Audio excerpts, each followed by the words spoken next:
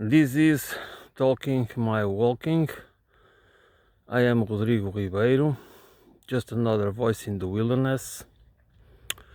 Today I'm going to talk about why do we need to understand meritocracy as a tool for social division and class alienation. Meritocracy is the moral weaponization of merit, which is a real thing and needs to be respected, and is a normal thing that we need to take into account as a social measurement. The main indoctrination of today's societal system, this is everywhere. It's not just a problem of the West, it is a global problem.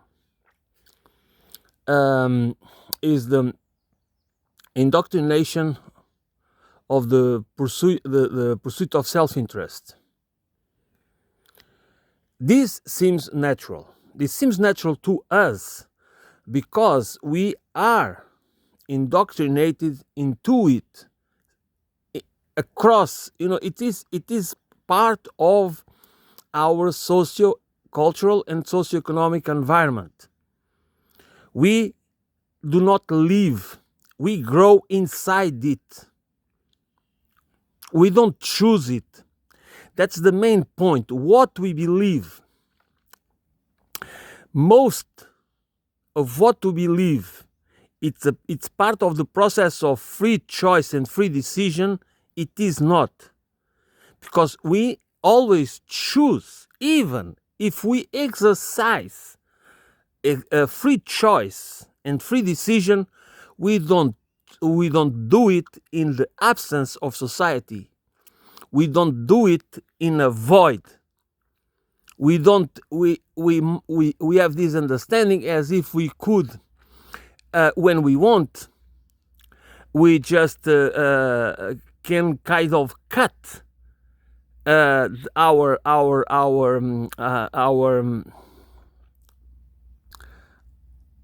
connections with society, and we just think by ourselves. It's not that we do think by ourselves, but we do. But the thing is, it is not, we have this autonomous process. What I'm doing here right now, it's me consciously thinking about specific things and trying to put together something. It's me. It's not society doing it for me. But I could not do it without what I got from what I got by experience of being in a certain system, having a life experience in a relation with the system, in a process of interdependency or dependency on an existing system, to which most of it is designed and implemented and perfected without my participation. Which means that I do not have agency whatsoever in the process of creating the environment in which I have to survive, to which I have to adapt, by which I'm conditioned. My thought processes, my choices, my behavior is conditioned and shaped by this asymmetric relation, power relation that I have with the existing society. And that happens with most of us. That's why it's delusional. It is totally BS.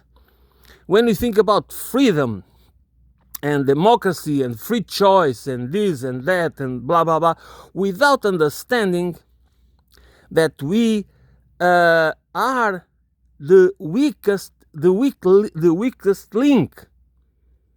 We are in the receiving end. So, and since we must always keep in mind that we act as socio-cultural beings, because that's the nature of our condition, and that shapes how we interact, how we relate to society, how we build our identity. And that identity, deep identity, which that's always the image of the iceberg is very important, because if the conscious mind is the processes that we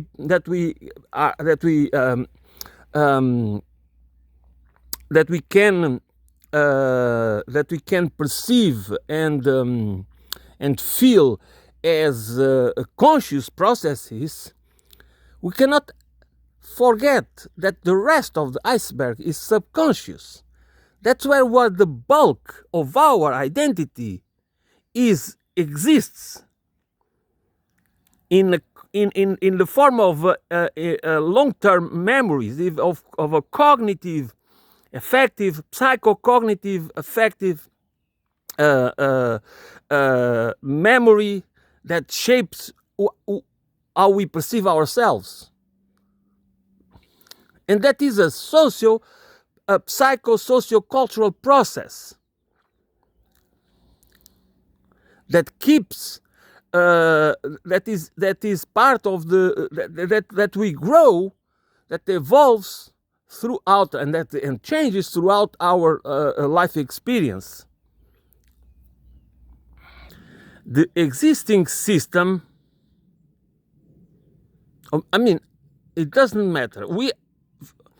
The point is, if we do not understand ourselves as part of a process, as living organisms, socio-cultural living organisms, that are part of a society, that the language we use, the symbols, the patterns we are able to identify, the paradigms, the variables, so many things that we take for granted, that we do not even, most of the time, we do not try to understand them, because we think we have some sort of control over them, but we don't.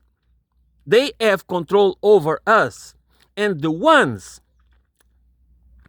that control us, that's why meritocracy, that's why the thing of meritocracy, they know how to weaponize, how to instrumentalize and indoctrinate, how to weaponize concepts, how to weaponize ideas in order to use the narratives to indoctrinate and instrumentalize us. So the weaponization of concepts, such as what I said, the merit, is to instrumentalize us, is to transform us in a tool. And if we understand that this relation, this asymmetrical power relation, that's why it's very important to understand class alienation. And if we do not understand it, we are going to be always so easily divided, tribalized, atomized, and by the individualism, by the process of self-interest, individualistic self-interest, that we are supposed only to be thinking about our careers, about our process of wealth accumulation, and property and the proprietary rights and entitlement. That's why for the most part the meritocratic morals is about entitlement. It's not about real merit. And it makes us, so many of us, just are always comparing to each other and thinking that we deserve more. This is a perception process, not reality. It's just a perception that we always feel that most of us, maybe most of us, I think most of us, always feel more entitled to others, to what we have, or to how much we gain, how much, I mean, all the things that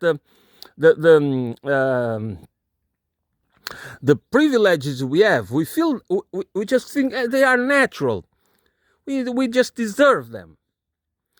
And sometimes it might be true. We might have been working hard. It's not because merit doesn't exist, or we are not different. We work harder, this and that. But it's not the point. The point is perception management, because it is in the interest of those who control us, which is basically from the 1% to the 0.1%. The 10% that includes the professional managerial class, these are the ones that are used also. They have benefits, huge benefits, okay? But they are usually the class, or the social group that has the task to come up with strategies to control us through the public relations complex, through infotainment, the cultural, through a web of mass, through a web of deceit, by using weapons of mass deception. Because this is how we control people, is through using, we control the socioeconomic system and this class division through a system of weapons of mass deception to make us believe in this weaponization of merit, which is the moral weaponization of merit that we know as meritocracy, and also the process by which we people don't understand themselves as part of a class system, because they live in a system that tries to keep people alienated from class concepts, from class understanding of a society that is based on class, that what you have access to is based on this class division.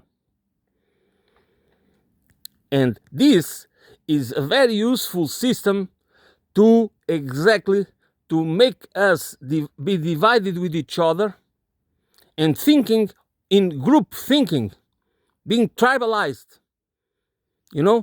You fight for the rights. You are part of a professional, you have a certain profession, and you fight for the rights of your profession. And you might not care at all about other workers and the other professions and socio-professional classes. And this is that you think as a left person that defends the workers' rights, but you are also that you feel entitled to certain rights that you do not want, or at least do not want.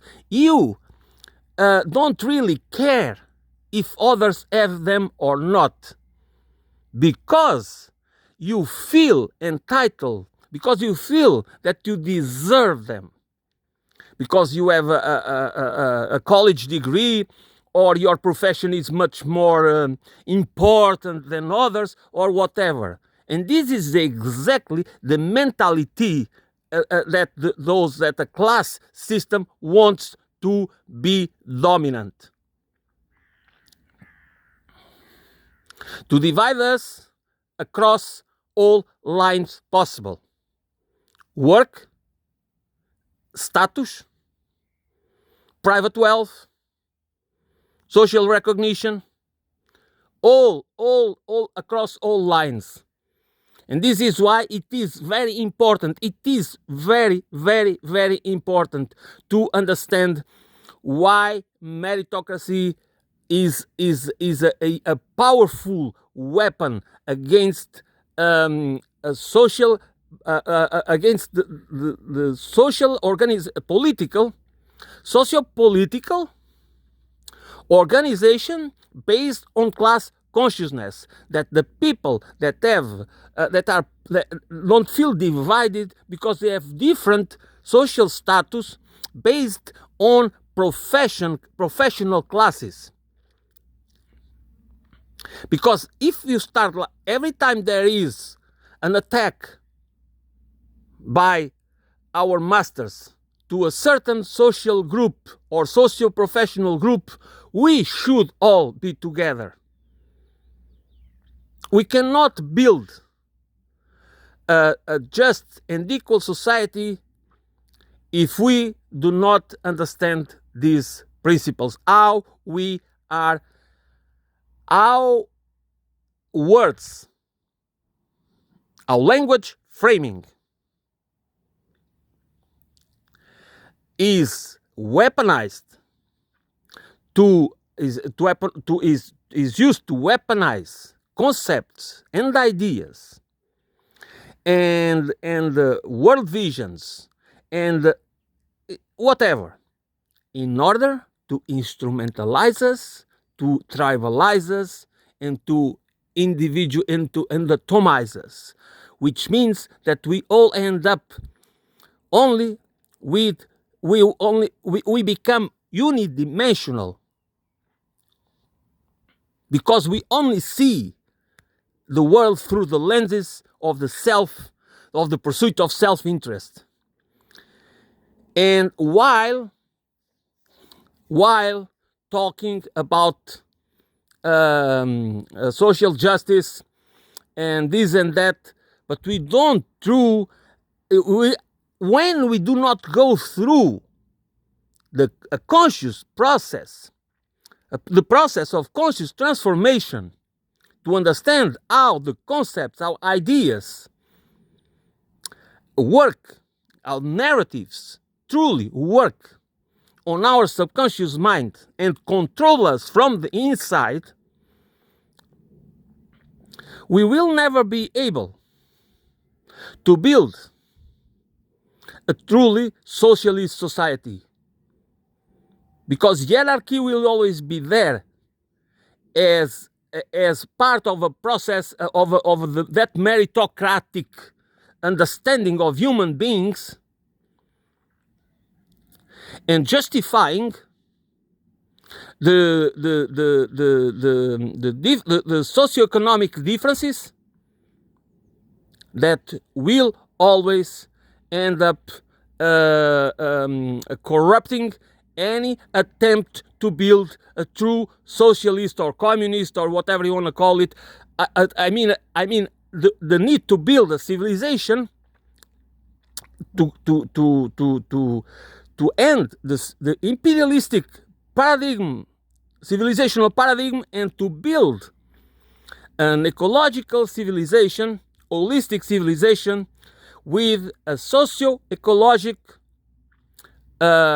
political economy that truly lives in peace with nature, in peace in the web of life. And I believe we do need to understand this. I mean, I know that I'm I do not pretend. What I'm saying is to discuss, is to, my role is not to teach anybody. My role is to share my humanity. My role is to try to understand. My role as human being is to try my best to understand, and to understand what what is the true nature of the human condition, and to use it as part of this process of transformation. Since I need to understand language, language is what I have to do that understanding. So I need to understand language and language framing, and ideas and concepts and narratives, and then through this process of understanding myself and my contradictions and my evolution as a human, my transformation as a human being, with all this that we have passed in our past. I mean, and understanding how, and this is a very important point, that we are not evil. There are many people amongst us that have sociopathic, psychopathic, narcissistic, all these megalomaniacal traits, psychological traits. But whether we have them, we are born with them, or we develop them after,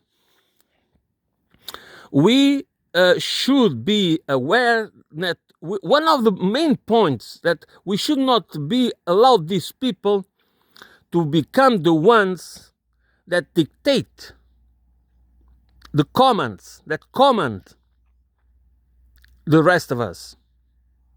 Otherwise, we are going to end up to have to adapt to a society that was designed and shaped and controlled by a minority that exactly represents the exception, what a human being is, what is the nature of the condition of a human being. And that, to me, is an important point, and we need to understand these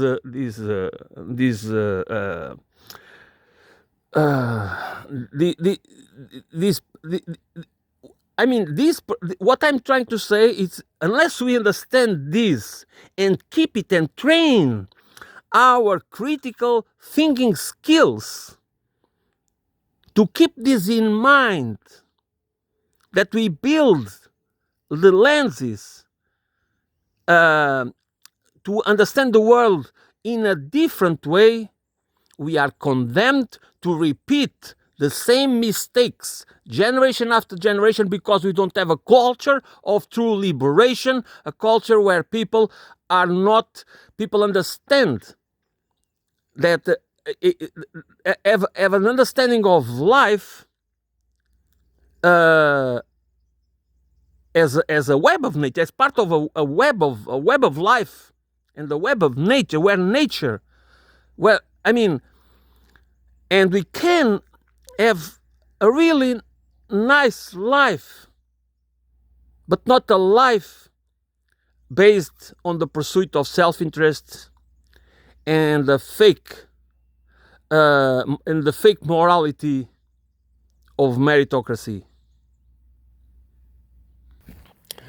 A meritocracy is a system of a measurement system of reward and punishment. Okay, that's clear, I guess.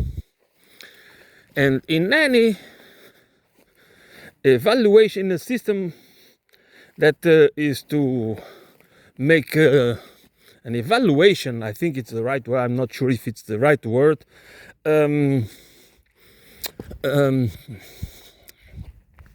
surely is a system that evaluates people, that is going to reward certain features or certain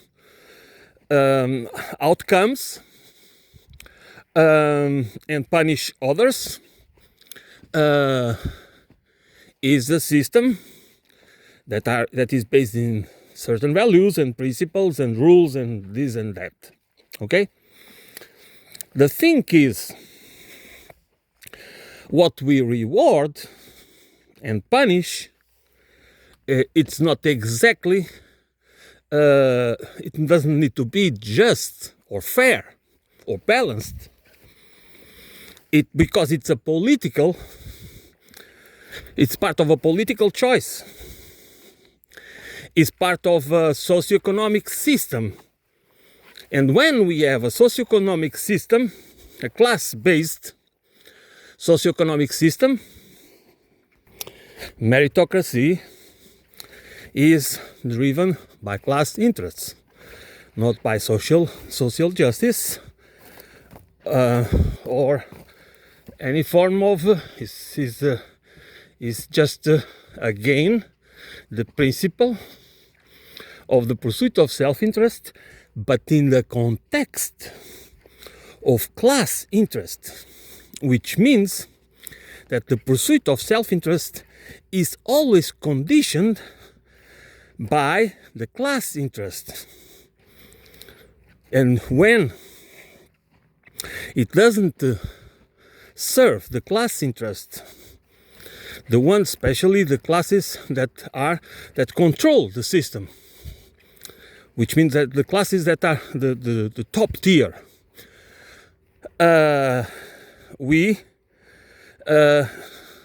the pursuit of self-interest, the meritocracy it will always be weaponized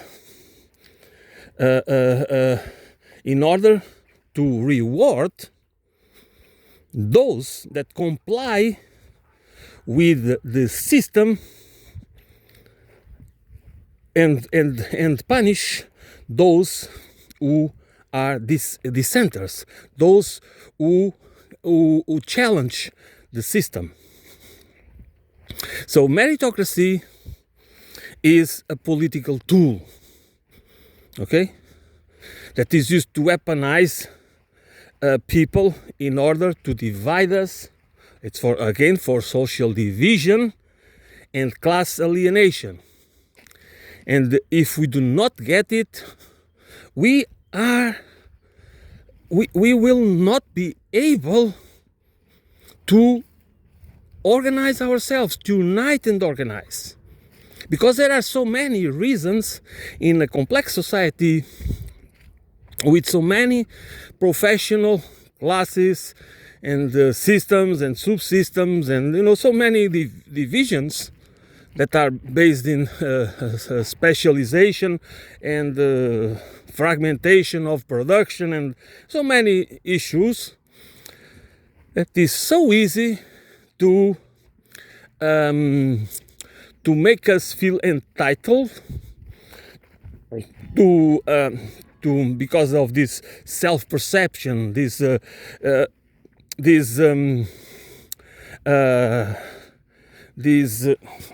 because of the idea that we believe that we deserve more than others, which is many times is just BS. It's just a delusional. We don't have facts. It's just about self-perception, a delusional self-perception of our own value, which doesn't mean that we cannot be that we cannot understand that we deserve, but we should not base it just like that, because we are more intelligent or we are more hardworking or more diligent or more this or more that. That is true in socio context, but it doesn't mean that we deserve to be. It doesn't immediately lead to the point that we deserve more than others, because otherwise, if we have this, if we frame the social reality like this, that's for sure, we will be fighting each other by feeling entitled for more. And the society, there is another point that to me is very important.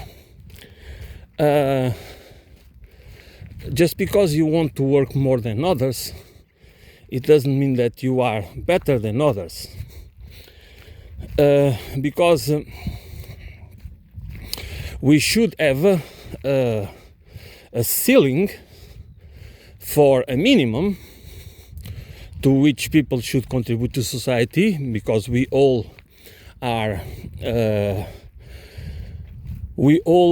need society to provide for us, because it's not us that are providing for us ourselves, okay? It's society.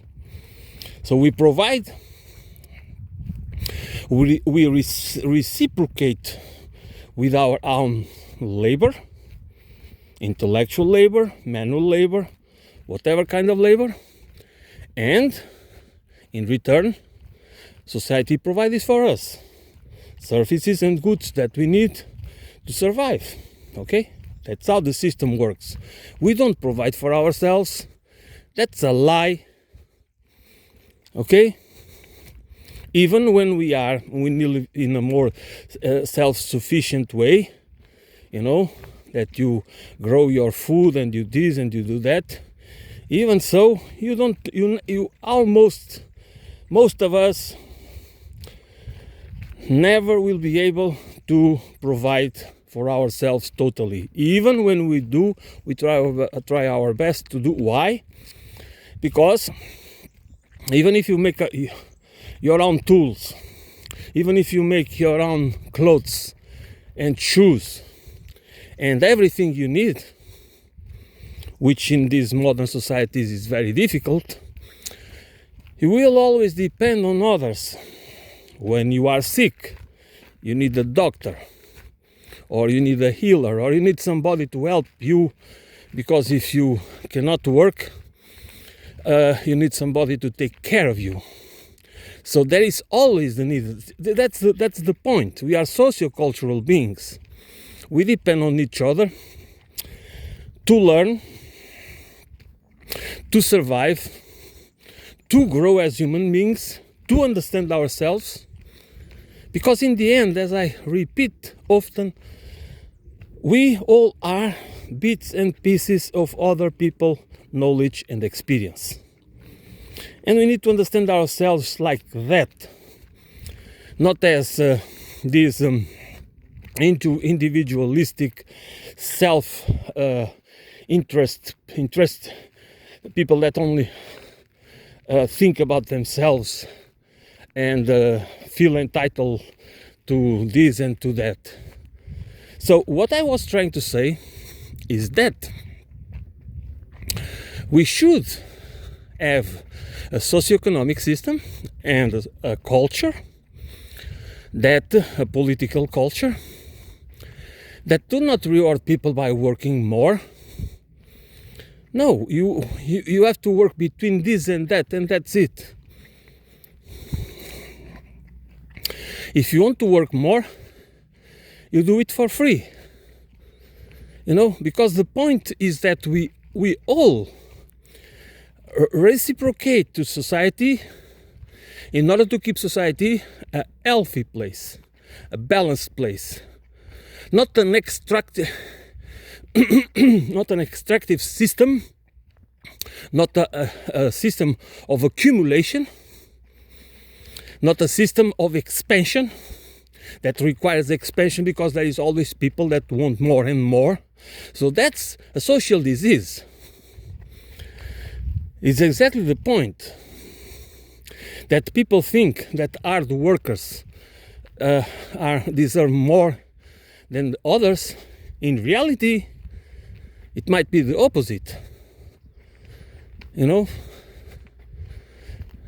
because greed and ambition are not necessarily good social skills or psychosocial traits.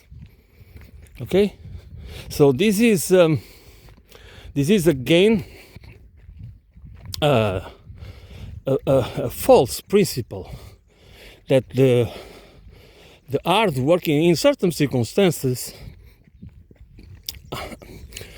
extra work or hard work is necessary, but it's not the rule.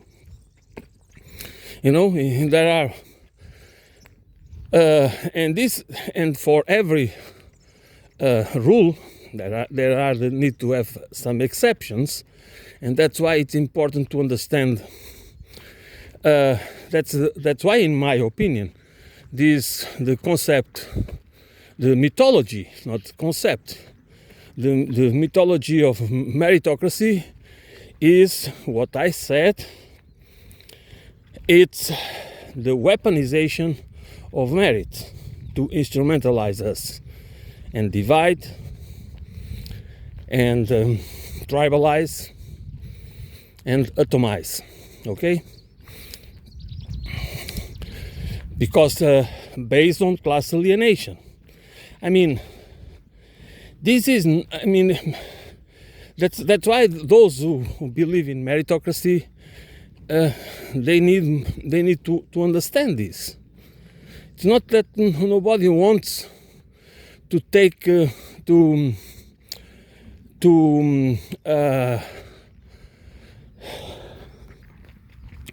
nobody wants to abolish merit, okay? That's not the point. The point is to understand the mythology of meritocracy as a political weapon, as class war, that transforms us, that makes the pursuit of self-interest, which means that those who want to work hard deserve more, in spite of what hard working means. That's again the main point, is what kind of value are we producing? What kind of impacts are in society and in the environment, in the expansion, in the imperialist expansionism, and in all forms of wealth accumulation and power concentration? What is our hard working really? What are the consequences of our hard working? We are being rewarded for what? When society is punishing us or rewarding us, what is society really rewarding and punishment? This is what deserves to be understood and contextualized. Not hard work. Hard work can be good or can be bad, can be constructive or destructive. And again, and weaponized for political reasons, which means to divide people. The very people that in the end are always exploited by the system, which is a system that uses people as useful idiots, cannon fodder, and expendable peons. That's the system we have. And meritocracy just exists as a form of justifying this very system. Not to really recognize our merit, not to recognize the merit of the people that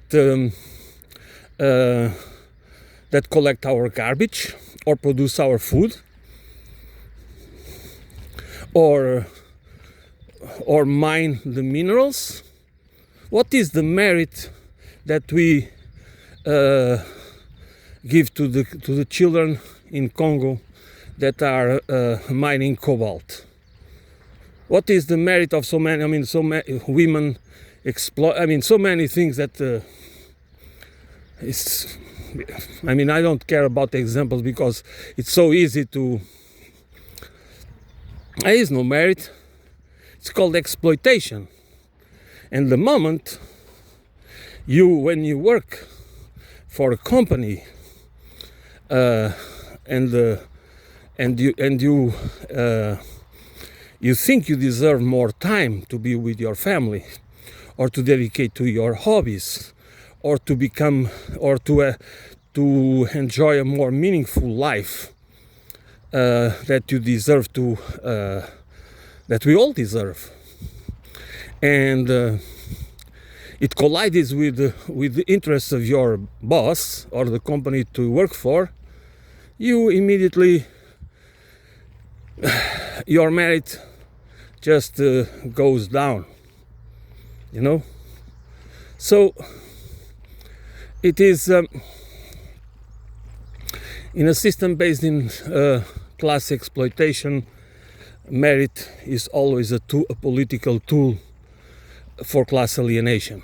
That's one of my points, or one of the takeaways of my monologue. So I think I said enough for today, because I might become repetitive, which that's my natural tendency when I try to reinforce my arguments. What I want is to give food for thought for people, for the need that we need to be skeptical, and we need to understand us as we really are, and to respect the socio-cultural nature of the human condition, and to think and feel and act as if it matters, because it does, and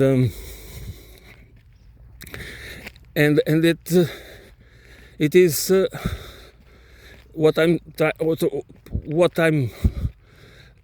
my lines of thought of today's monologue are around it's always around this principle: the need to understand and to become and to live according to the very nature that it's our true nature.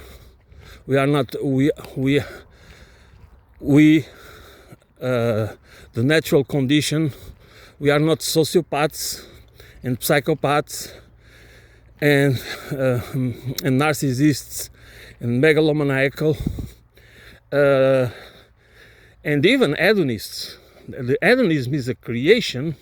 It's not because we cannot be this, but the rule, we are not that. The exception, we can be that, and some of us are like that and behave like that. So this is all for today. Thanks for listening. Whoever wants to give an opportunity to listen to these words, and I will be back soon.